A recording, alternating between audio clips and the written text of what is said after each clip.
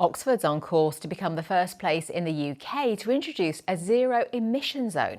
The plans agreed by councillors will mean drivers having to pay to take a polluting car into certain parts of the city. The idea is to improve air quality and encourage the use of electric vehicles. Initially, a small area of the city will see drivers of polluting cars having to pay up to £10 a day. A limited discount will apply to residents and businesses inside the zone, and some key workers, disabled drivers and some students will be exempt. If the pilot scheme proves successful, the zone could be expanded across the city centre. Here's our political reporter, Bethan Nimmo. Are sites like this in Oxford set to become a thing of the past? Politicians certainly hope so, with those in charge giving the final sign-off for Britain's first zero-emission zone. We're trying to encourage more people to bring forward that date which they might convert their fossil fuel vehicle to an electric or a zero emissions vehicle. We're doing all we can at a local level to clean up our air, to reduce air pollution and help to save lives and improve quality of life, and our zero emission zone is our way of doing that. Oxford's zero-emission zone will initially only cover a few streets in a pilot scheme, but there are plans for a much wider zone in spring next year. Polluting vehicles will pay up to £10 a day to drive into it. There will be exemptions in the zone. Carers and health workers carrying out their duties won't have to pay, neither will blue badge holders.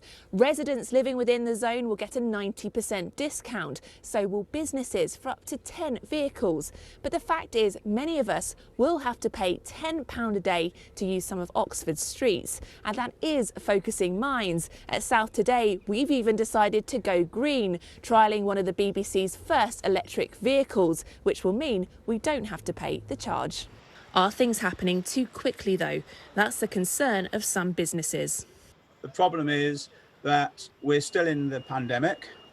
We won't have full opening up until the 21st of June.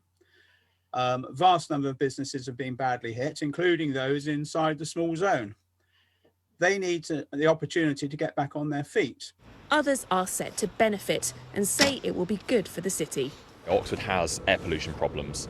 We know it's got air pollution problems, so it's a case of how we solve those moving forward. And I think a combination of, from a delivery perspective, cargo bikes and electric vehicles are likely going to be the future for urban deliveries. There are gains, there are benefits that everybody has noted and everybody has appreciated. And it is absolutely right that with this long-standing intention, we introduce the scheme now. Today's zero-emission zone decision coincided with the unveiling of Oxford's first ever electric bin lorry. There are still 24 other council refuse lorries in the city using fossil fuels, so there's a way to go.